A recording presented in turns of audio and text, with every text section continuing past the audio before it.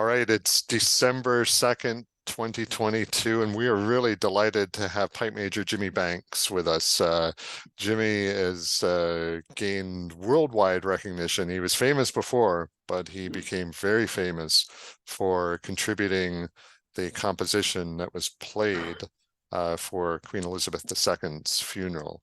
The composition was an air that he composed quite some time ago called Salute to Willie, the Royal Fendersmith. So Jimmy, thanks again for joining us today. Really appreciate it. And thanks very much. Thanks very much, Andrew. And thank you for promoting me from famous to very famous. Well, you are. We tell the truth. So how does it feel? I mean, you wrote Salute to Willie, the Royal Fendersmith, and it's possibly the most heard composition, certainly, this year, but maybe of all time, considering the billions of people who are watching all around the world. How does it feel? It feels great. It feels great. I mean, I wrote the tune, as discussed, from my brother, who worked for the Queen, and he was a Royal Fendersmith, and he died tragically in 1993. And I think I wrote the tune about 94 or something around that area, and composed it. And as you know, we've discussed before, bagpipe music is a nice tune, and it's very seldom they escape into the wider world. So to hear it played at Her Majesty's funeral and to such an audience was just a real honour and a real shock, I suppose. I didn't know, that it was going to be played. I was sitting watching it on the television when one of the fellas who was in the Scottish Guards with me, former policeman from Edinburgh, John Ray, phoned me. He says, Jimmy, you're on the programme for this. And it was a real shock. And I'm pleased that the Queen's Piper made a nice job of it. Yeah, so you had no idea that it was going to be played right up until I had no last idea. minute. That's amazing. I had no idea. And you're right. I mean, the Sovereign Piper, or Piper to the Sovereign, Paul Burns, did a fantastic job of it. It was really acquitted piping so well. Beautiful job.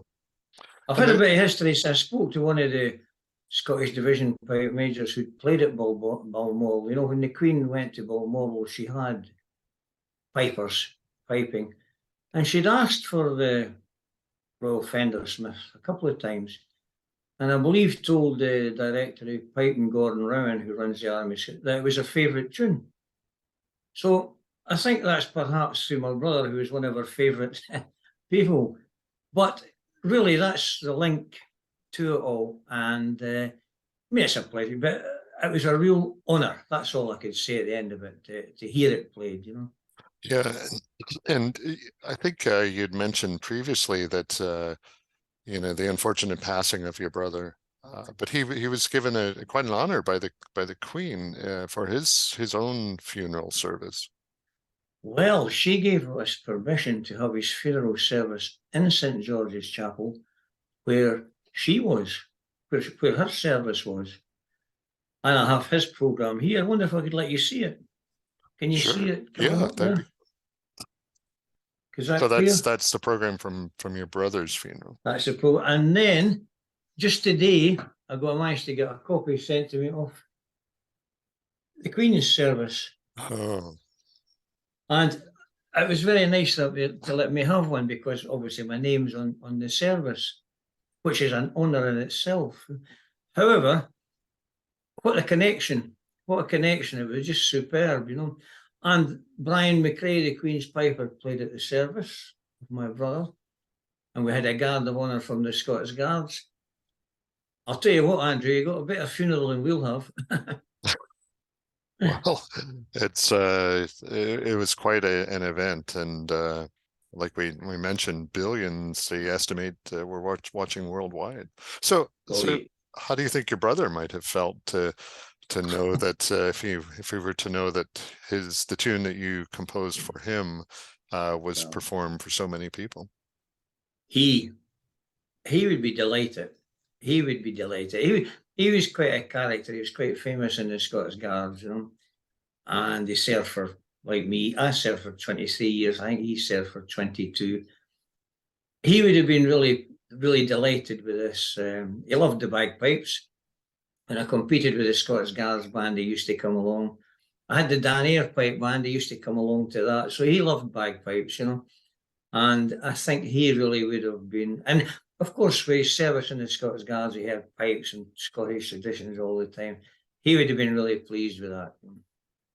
Yeah. So one question for you, and I'm sure a lot of people might be wondering, what is a Fendersmith? Right. I never knew what a Fendersmith was until he got the job. And these big royal palaces, there's loads of really fancy fireplaces. And I think his job was buffing them up. He had a workshop where he kept them clean and kept them all right. But I think he graduated onto that. He saw the Queen every day. I think he delivered her mail, and she called him Willie, I believe. You know, so that was basically his job. Was maintaining these fireplaces, and I'm sure in days gone by, stately homes would have needed somebody like that, because that would have been the way of keeping the building. So the Royal Fendersmith is a great title, but that really was his function, you know. That's amazing. That's yeah, that would be a big job with all those fireplaces in the house. Well, keeping them tidy, you know, but I would have suited him great. Yeah. And he was quite a character, you know. He lived in Windsor Castle, and he was very friendly, of course, with the people in the Jester pub down the road. That was his first pub of call every day. However, he had a great job and he made a success of it, and he was there for 10 years, and it was a serious blow to me, really, when he died. I'd always had this tune sort of floating round about, or I'd had it for a couple of years, as you will understand, floating around my head, and here was a great reason to give it a title. It's published in book 3 of the Scots Guards collection. Yes.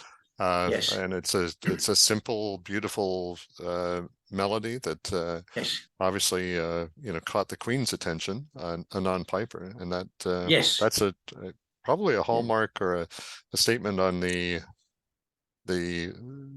tune itself, and being able to connect with non-pipers as well as pipers. Well, that's right. I think you'd understand, as most pipers who listen to this, the best bagpipe tunes have a simple melody that really catch people's attention. You can be as intricate as you can, but if there's not a lovely melody in it, it's lost, you know. And clearly it caught the Queen's attention. It was played on the Troop of the Colour one year when it was an inspection music, and it was played on the Edinburgh Tattoo one year for the duration of that. So it's an attractive piece, and as I say, Her Majesty the Queen liked it. Well, congratulations on that. And why don't we why don't we wrap up this part and maybe talk about some of that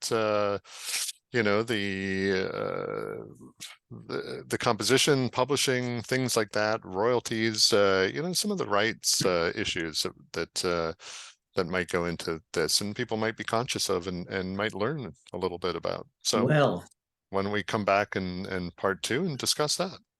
Okay, that'd be fine.